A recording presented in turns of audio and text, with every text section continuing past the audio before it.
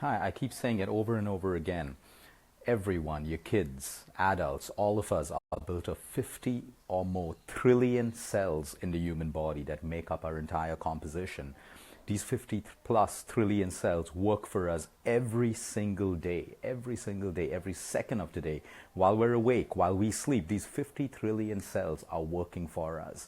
The way we think, the way we look, our skin, our hair, disease, our immunity, the functioning of our heart, liver, organs, everything is dependent on these 50 plus trillion cells in your child and in you. Now it's so important. So what we need to understand is, what is the function of all of these cells? We have one job. We need to make sure that these 50 plus trillion cells get the right nutrition. The vitamins, nutrients, minerals from the food that we eat needs to reach all of these trillion cells. And then your cells use these vitamins and nutrients to do their innumerable jobs. Their intelligence, the brilliance of these cells depend on the nutrients and vitamins that you put inside of your body. And then your cells have to have the ability to convert that into energy for its own functions. And then those cells also have a very important job of removing the waste, the leftover, the toxins from the cells and flushing it out of the human body. So constantly, while you sleep, while you're awake, while you're watching television, while you're studying, while you're doing your favorite things, these cells are working for you every second of the day, which is why it is extremely important for us to understand that cellular health is of prime importance. When you look at every disease today, whether you look at diabetes, whether you look at cardiovascular, you look at cancer, you look at any of these diseases, they originate in a cell and they end in a cell. But our focus is on everything but the cell. We're looking at bombarding the body with, chemotherapy, radiation, heavy drugs, antibiotics, all these quick fixes, which may be necessary. I'm not against it. It may be necessary, but it shouldn't brainwash us into thinking that it's the only way to heal disease. We're not talking about getting the right nutrition to the cells to boost your own body's immunity so that your child's asthma, sinus, skin diseases, skin issues, all of their problems disappear, and likewise with adults as well. But these cells vibrate within a certain environment in the body. The environment in the human body is of prime importance when it comes to your cells. If your cells are engulfed within the wrong environment in your body, your cells behave the wrong way. They have the wrong communication. And when there's wrong communication between all of your cells, induced by the wrong environment in your body, like an acidic body, like a toxic body, like a body that is engulfed in negative emotions, your cells vibrate with that kind of frequency, and that's how our cells get weaker and weaker, and we invite disease, or we don't allow disease to heal. So now let's get back to food today. We're living in a world where your children and us as adults will have access to processed food and junk food and all of these things. While it's easy to sit there and tell people, oh, don't eat sugar and don't give your kids junk food and don't have all of these crappy things around, and there are extremes in food today, like veganism and all of these things, we got to be practical about the fact that the world is the way it is today. We will have access to these things, and our children will go through a phase of asking for junk, eating junk, maybe not right now, maybe while they go into higher grades in school, maybe when they go into university, when they leave your home, when they're out of your control. So the whole idea is to find a balance, and educate our children and ourselves on how we can meet this midway. Because you see, people have been eating junk for a long period, for a long time. Everyone who eats junk doesn't get sick. People who eat junk and neglect their physical self and they neglect their emotional self. All these things together invite sickness.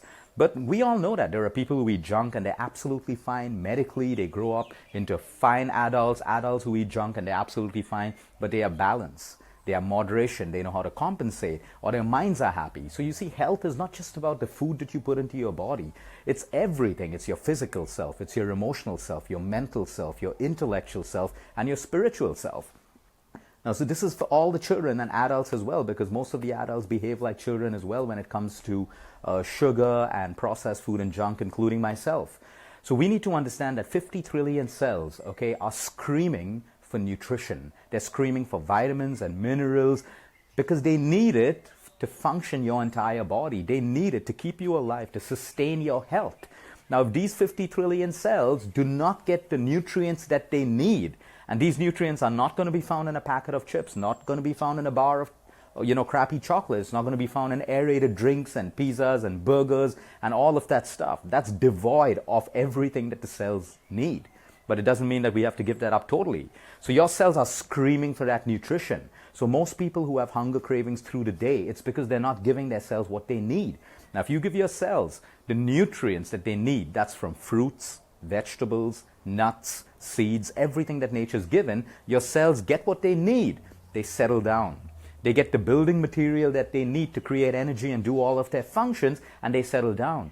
But if I woke up in the morning and I started off with some junk food like a burger or some processed food, my cells are still sending signals to my brain asking me for food in the way of cravings, because it still wants those vitamins and nutrients, and it's going to keep expressing that in the way of cravings. So until you give your body some wholesome food, that's the only time cravings will subside, which is why if you binge on junk foods and ice creams and processed and badly cooked food, you notice that you get hungry very, very quickly. That's because your cells are constantly asking you for nutrients. Okay, and of course, there's another reason why we get hungry when we eat junk. That's because your blood sugar levels rise, your body produces insulin, now you have low blood sugar levels, and you start this vicious cycle of cravings. So, the idea is today, okay, it's the holiday season. We are going to be exposed to Christmas sweets and cakes and all of these things, even in normal life. And you send your child to school, you may be sending them with a lunchbox of healthy food, but your child is surrounded by children who bring junk. And then you can't blame the child. It's temptation, and there's all of these things. As adults, we can't control our addiction to sugar and processed foods as well. So the whole idea today, what we want to learn is compensation. Now, if I know that it's my daughter's birthday today, and if I know that she's going to have a birthday cake in the evening, I'm going to be very, very sure that in the morning and lunchtime, she's going to load up on fruits and vegetables and nuts and seeds, so at least her cells get what it needs for survival. I need her body to continue getting the material it needs to survive. It may be her birthday, that's fine. But that doesn't stop the fact that her cells do not require what they need for her survival. And then, yes, she can have a piece of her birthday cake in moderation and enjoy her birthday.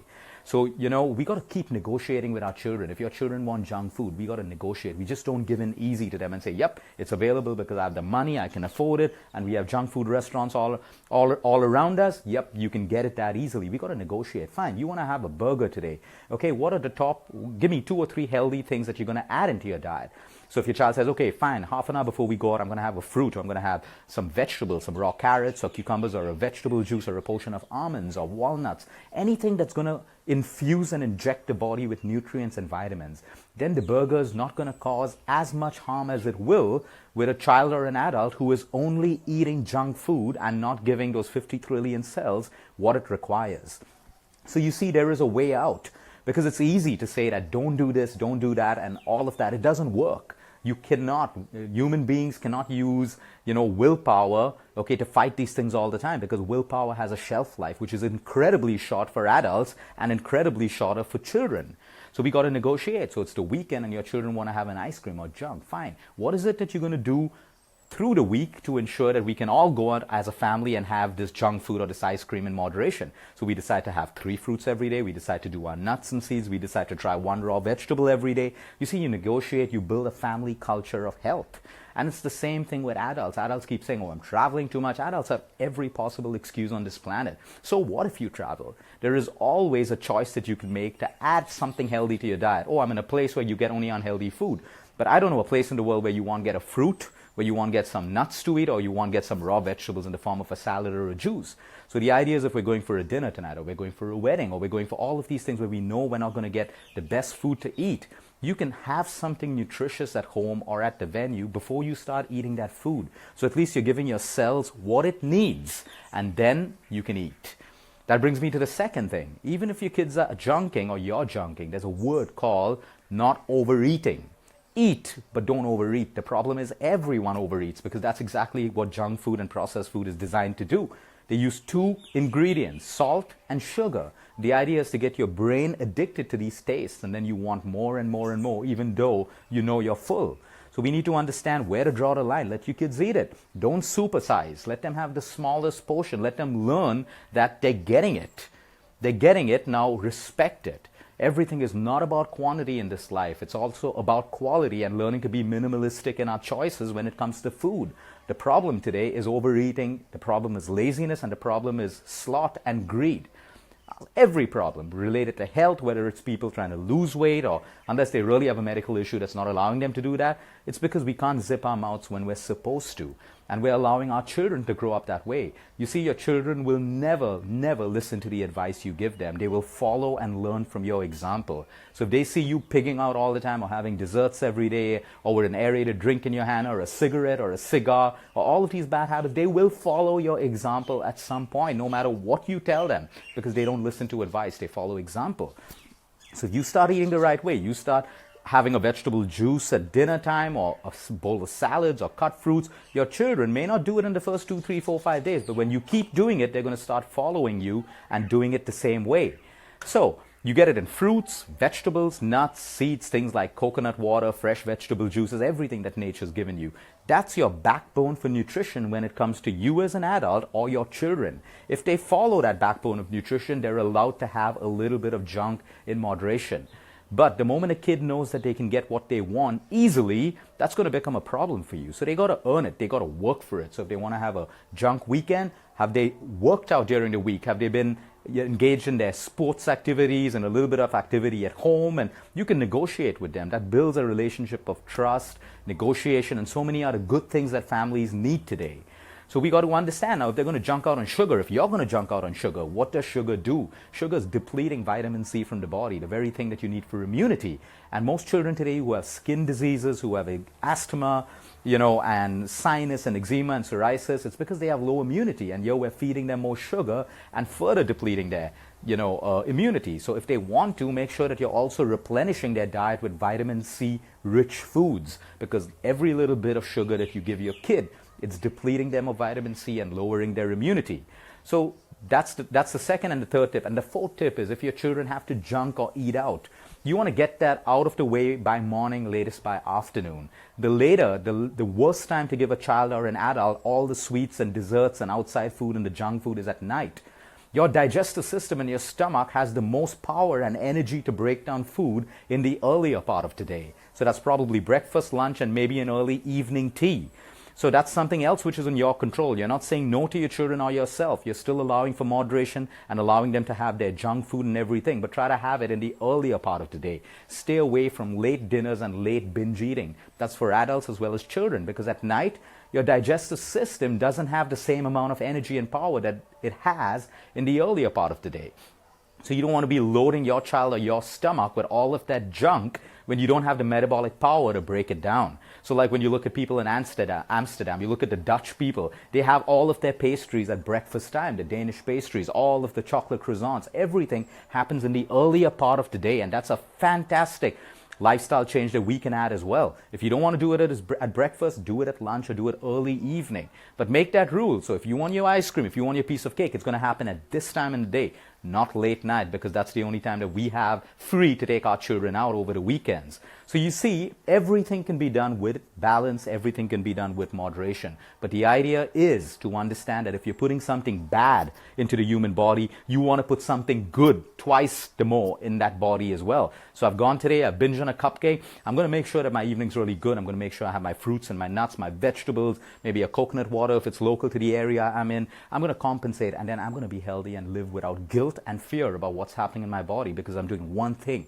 respecting what the human body requires for survival. And believe me, the human body, when it gets what it needs, it will take care of you. Even one vitamin deficiency, one mineral deficiency can lead to innumerable health problems, and then you have different drugs for all these problems. And sometimes when you have innumerable ailments in the body, it takes just correcting one deficiency of a vitamin in your body, and all those problems take care. I'll give you an example of vitamin D3. So many people have low vitamin D3, and then they have ailments of fatigue, bone pain, arthritis, acidity, and all of these things, and they go to different specialists and get a different prescription of drugs for all of these problems. But what was the root cause of this? A deficiency of vitamin D3. You fix the deficiency and all these problems get taken care of.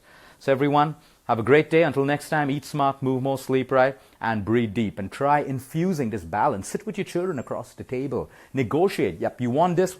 Now what should we do in order for us to have this junk food over the weekend? It builds a lot of trust, a relationship, and an openness in the family, and there's no fear. So you won't find your children eating behind your back or doing all of those things. If they want to eat, let them eat in front of you. But you got to build that space of trust where they can express what they want and you can negotiate with them. We shouldn't be scared about saying no. in a safe way and a respectful way to our children, as long as we give them reasoning and logic. The same thing works for adults. If I tell you not to eat sugar and I don't give you the reasoning, no one's going to do it. But if I give you reasoning, still not many people are going to do it, but you're going to start thinking about it. Have a great day, everyone.